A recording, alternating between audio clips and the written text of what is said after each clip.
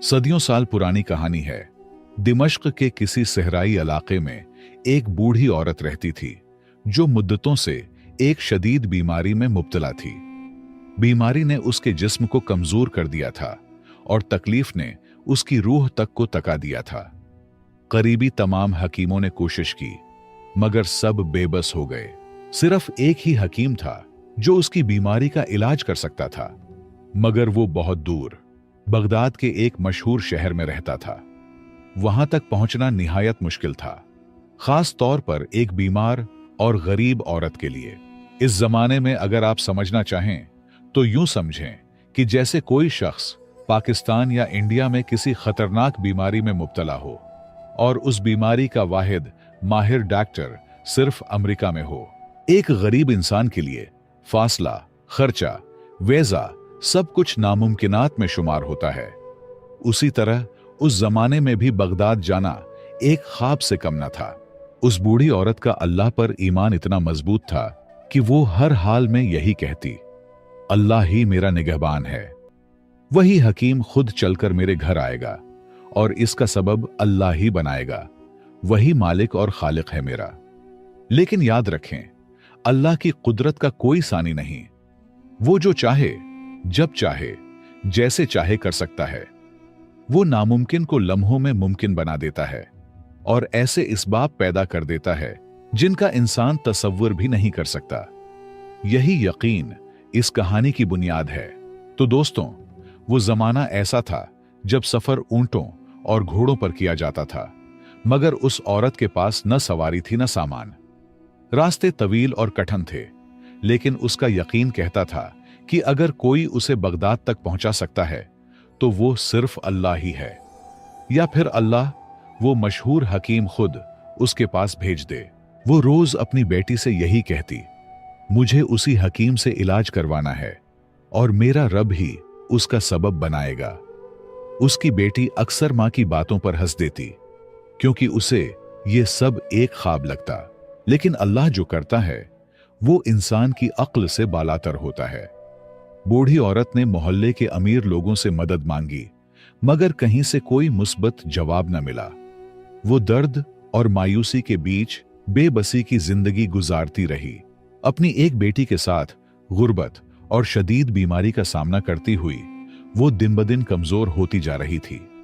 बीमारी इस हद तक बढ़ चुकी थी कि अब न इबादत की ताकत बाकी रही थी, न खाने पीने की हिम्मत।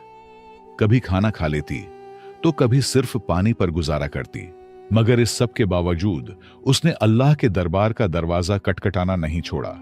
वो हर वक्त अपने रब से शिफा की दुआ मांगती रही, यकीन के साथ, सब्र के साथ। वक्त गुजरता रहा और फिर एक रात, जब हर तरफ सन्नाटा छा चुका था और सारा मोहल्ला नींद की आगोश में था, अचानक दरवाजा जोर से खटका। बाहर से एक आवाज आई, बहन, क्या कुछ देर के लिए जगह मिल सकती है? सुबह तक रुकना है। उस औरत ने सोचा, शायद कोई मुसाफिर है जो इस सुनसान वक्त में मदद का तलबगार है। उसने दरवाजा खोला तो बाहर दो अजनबी मर्द खड़े थे। उनकी हालत निहायत खराब थी। लगता था कि लंबे पैदल सफर की तकन ने उनके जिस्मो चेहरे से रंग नचोड़ लिया हो। प्यारे दोस्तों, आगे बढ़ने से पहले एक छोटी सी गुजारिश है। आप सबका बहुत बहुत शुक्रिया कि आप लोग हमारे वीडियोस प्यार से देखते हैं, मगर कई दोस्त बिना सब्सक्राइब किए चले जाते हैं। बराहे करम हमारे चैनल को जरूर सब्सक्राइब कीजिए, और अगर आप मेरे जबान से इस्लामी वाक़ियात सुनना पसंद करते हैं तो हमारे दूसरे चैनल वाक़ियातुल इस्लाम को भी जरूर विजिट करके सब्सक्राइब कीजिए। वहां पर आपको बेहतरीन इस्लामी कंटेंट मिलेगा। बहुत बहुत शुक्रिया। बेटी दौड़ी हुई मां के पास गई और सारी बात बताई, मगर मां ने पहले इजाजत न दी। कहा, हमारी घर में कोई मर्द नहीं, ऐसे आधी रात को अजनबी मर्दों को कैसे अंदर आने दूं? मजबूरन उन मर्दों को वापस लौटना पड़ा। वो दरवाजे के साथ ही बैठ गए, नडाल और तकन से चूर। औरत की ममता जाग उठी। उसे उन दोनों में अपने बेटे नजर आने लगे। दिल भर आया और उसने बेटी से कहा, बेटा, उन्हें अंदर बुला लो, मगर दूसरे कमरे में रखो। खाने पीने का इंतजाम भी वहीं कर दो। ज्यादा बातचीत से गुरेज करना। अल्लाह ने उन्हें हमारे दर पर भेजा है, हमारी आजमाइश है, हमें खिदमत करनी है, लेकिन अपनी हया और पर्दे का ख्याल रखते हुए। कुछ वक्त गुजरा और फिर बूढ़ी औरत की बेटी ने घर में जो कुछ मौजूद था उससे सादा सा खाना तैयार किया, पानी दिया और दोनों मुसाफिरों के लिए दूसरे कमरे में सोने का इंतजाम कर दिया। दोनों मुसाफिर कमरे में जाकर सो गए, जबकि बूढ़ी औरत रात भर दर्द से कराहती रही। नींद आंखों से कोसों दूर थी। वो फरियादें करती रही और दिल ही दिल में उन अजनबियों पर भी नजर रखी हुई थी। सुबह की अजान हुई, दोनों मुसाफिर उठे, वजू किया, नमाज अदा की और जाने लगे। जाते हुए वो बूढ़ी औरत से दुआएं ले रहे थे, मगर जब औरत ने उनकी इबादत और परहेजगारी देखी तो मोहब्बत से रोक लिया। बेटा, नाश्ता किए बगैर मत जाओ, अल्लाह ने तुम्हें हमारे दर पर भेजा है। ये सुनकर दोनों आदमी रुक गए और उनमें से एक ने नरमी से पूछा, अम्मा जी आप बीमार लगती हैं, क्या हुआ है आपको, कब से परेशान हैं? बूढ़ी औरत ने धीमे लहजे में जवाब दिया, बेटा, यह बीमारी अल्लाह की तरफ से है और मैं उस पर राजी हूं। मेरा निगहबान सिर्फ मेरा रब है। तकरीबन 10 साल हो गए हैं मुझे इस तकलीफ में जीते हुए, लेकिन आज तक मुकम्मल इलाज न करवा सकी। बेटा मेरा ना कोई बेटा है ना भाई, शौहर भी 10 साल पहले अल्लाह को प्यारे हो गए। बस मेरी एक बेटी है और मेरा अल्लाह है, वही मेरा सहारा है। बूढ़ी औरत ने थोड़ा तवक्कुफ किया, फिर तकलीफ भरी आवाज से बोली, बेटा, बगदाद में एक बहुत मशहूर हकीम है, सुना है कि उसके इलाज से कई लोग अल्लाह के हुक्म से शिफा पा चुके हैं। मैंने भी उसका नाम सुना है, दिल में उम्मीद है कि शायद मेरी बीमारी भी ठीक हो जाए, लेकिन बेटा मैं मजबूर हूं, इतनी दूर जाने की न सकत है न वसाइल। यह सुनकर दोनों मुसाफिरों ने एक दूसरे को चौंक कर देखा, जैसे वो कुछ जानते हो या किसी हकीकत से वाकिफ हो। खामोशी से औरत की बातें सुनते रहे। बूढ़ी औरत ने आसमान की तरफ देखा और एक मदम मुस्कुराहट के साथ बोली, बेटा, मेरा ईमान है कि जिस रब ने बीमारी दी है वही शिफा भी देगा, दवा भी वही भेजेगा। बंदा तो बस कोशिश करता है और जो मेरे बस में था वो मैं कर चुकी, अब सब उस रब करीम के सुपुर्द है। बिलाखिर एक आदमी आगे बढ़ा और नरमी से बोला, अम्मा जी, अगर मैं ये कहूं कि अल्लाह ने आपकी दुआ कबूल कर ली है तो आपको कैसा लगेगा? बूढ़ी औरत ने हैरत से उसकी तरफ देखा और धीमी आवाज में कहा, क्या मतलब बेटा, मैं तो कुछ समझी नहीं। उसने मुस्कुराकर जवाब दिया, ये दूसरे साहब यही बगदाद के मशहूर हकीम हैं और अल्लाह ने ही उनको आपके लिए यहां भेजा है। हम दोनों एक खास जड़ी बूटी की तलाश में दमिश्क आए थे, घोड़ों पर सफर कर रहे थे। रात को जब ठहरने का वक्त आया तो घोड़े अचानक डर गए और हमें शहर से बहुत दूर ले गए। फिर रास्ते में हम दोनों घोड़ों से गिर गए और सारी रात अंधेरे में भटकते रहे। बहुत सफर के बाद आपका घर करीब लगा और हम यहां आ गए। अल्लाह की मर्जी से हम आपके पास पहुंचे हैं। अब इंशाअल्लाह आपका इलाज होगा। आप बिल्कुल फिक्र न करें अम्मा जी, अल्लाह ने आपकी फरियाद सुन ली है।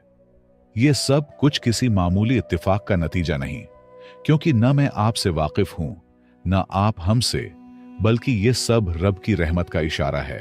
लिहाजा दोनों मुसाफिरों ने नाश्ता कर लिया, फिर बूढ़ी औरत का मुकम्मल चेकअप कर लिया और फिर रुखसत होते वक्त उनमें से एक ने कहा, अम्मा जी फिक्र ना करें, आपका इलाज अब यहीं घर पर होगा।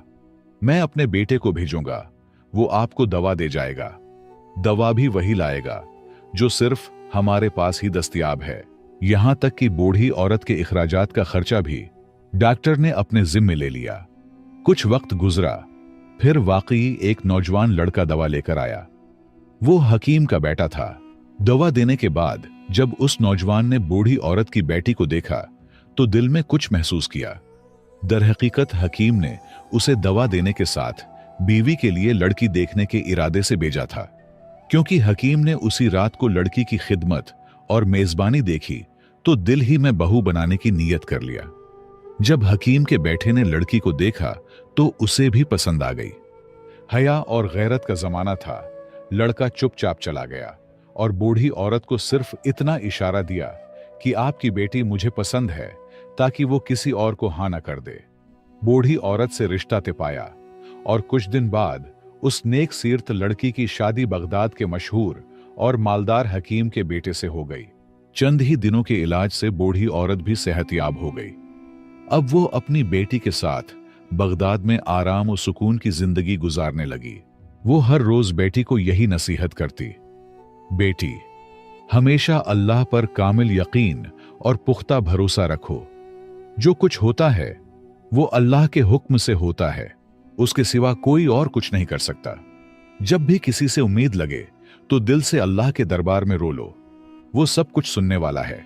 मैं एक बेबस, बीमार, गरीब बूढ़ी औरत थी, किसी काबिल न थी, लेकिन अल्लाह ने मुझे इज्जत दी, सेहत दी और खुशी अता की, क्योंकि वो इखलास देखता है।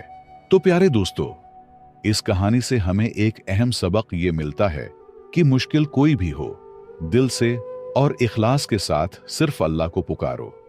वही सुनने वाला है, वही देखने वाला है और वही है जो हर मसले का बेहतरीन हल रखता है।